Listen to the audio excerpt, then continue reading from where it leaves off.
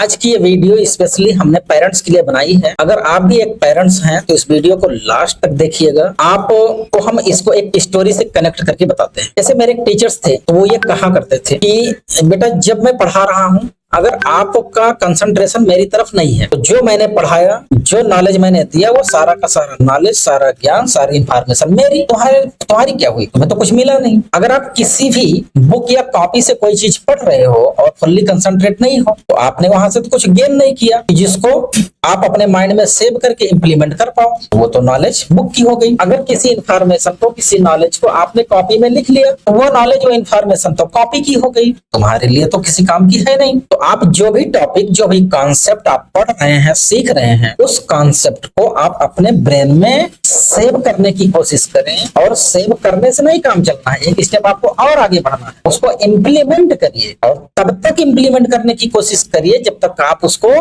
खुद से जनरेट करने लायक ना हो जाए। इस बात को हम एक एग्जाम्पल से आपको समझाते हैं।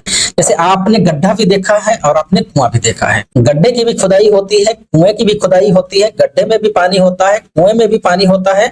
गड्ढे के पानी को आप कीचड़ बोलते हो, कुएं के पानी को आप मीठा जल बोलते हो, कुएं के पानी को आप पीते हो, बार बार यूज करते हो। आप ये देखिए कि कहीं आपका बच्चा जो भी स्कूल में पढ़ रहा है, कोचिंग में पढ़ रहा है, ट्यूशन में पढ़ रहा है, खुद से पढ़ रहा है, क्या वो पढ़ी हुई चीज, वो पढ़ी हुई इंफॉर्मेशन, वो नॉलेज उसके लिए गड्ढे का कीचड़ तो नहीं बन रही है। अगर उतनी मेहनत करने के बावजूद भी वो नॉलेज, वो ज्ञान, वो इंफॉर्मेशन उसके लिए गड्ढे का कीचड़ बन रही है, तो ये जिम्मेदारी भी टीचर और पेरेंट्स की ही है। उस बच्चे को हम सिखाएं, उस बच्चे को ये बात बताएं कि बेटा जैसे आपने इतना एफर्ट किया वैसे थोड़ा सा एफर्ट और कर लो और आप इस इंफॉर्मेशन को, इस नॉलेज को कुएं के मीठे जल जैसा बना लो, इंप्लीमेंट करने लायक बना लो। उसकी सबकी प्रॉपर स्ट्रेटजी होती है, उसके लॉज होते हैं, उनका प्रॉपर एक रोड मैप होता है। हमने लास्ट ईयर अपनी कोचिंग में इंप्लीमेंट किया, 99-97 तक के मार्क्स अचीव हुए। जिन बच्चों ने फॉलो किया जबरदस्त रिजल्ट ले आए और जिन बच्चों ने मुझे अनसुना किया उनका रिजल्ट नहीं आया। अब समस्या यहाँ पर क्या है, जब कोई नया कॉन्सेप्ट, नया पैटर्न बच्चों के सामने आता है या हमारे आपके सामने ही आता है तो हम उसको इजीली एक्सेप्ट नहीं करते हैं। इनर्शिया का रूल लग जाता है फिजिक्स का, क्योंकि स्कूल में क्या हो रहा है, जल्दी जल्दी सिलेबस खत्म होने को पढ़ाई कहते हैं। टीचर की अपनी एक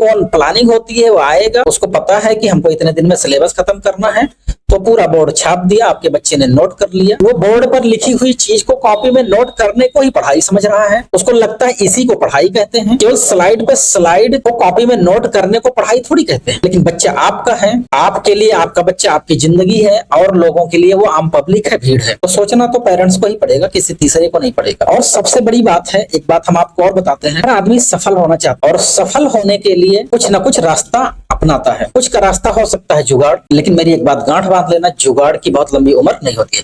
कुछ का रास्ता हो सकता है किस्मत पूरी तरीके से अनिश्चित होती है। इन दोनों से हटकर एक और रास्ता होता है ज्ञान का, जहां से आपकी सक्सेस 100% सुनिश्चित होती है। लेकिन ज्ञान स्किल, एबिलिटी और एक्सपीरियंस के दम पर ही अचीव किया जा सकता है। आज के टाइम पर सबसे बड़ी प्रॉब्लम क्या है कि जो हमारे स्कूल में एनसीईआरटी बुक चल रही है, हम जैसे 10th का एग्जांपल ले लेते हैं, 12th का एग्जांपल ले लेते हैं। 10th में जो मैथ की एनसीईआरटी बुक है, जो साइंस की एनसीईआरटी बुक है, उस एनसीईआरटी बुक में 10th की अभी बात करिए तो 10th की एनसीईआरटी बुक में एमसीक्यू क्वेश्चन नहीं है, केस स्टडी क्वेश्चंस नहीं है, असर्शन रीजन क्वेश्चंस नहीं है। लेकिन बोर्ड इन सारे क्वेश्चनों को पिछले कई सालों से पूछ रहा है। स्कूल का जो टीचर है ना केस स्टडी का क्वेश्चन कराता है, ना असर्शन रीजन का क्वेश्चन कराता है, ना तो एमसीक्यू का क्वेश्चन कराता है। वो केवल एनसीईआरटी बुक के सिलेबस को खत्म करके अपना इतिश्री मान लेता है। तो आपके बच्चे का इसमें दोष थोड़ी है।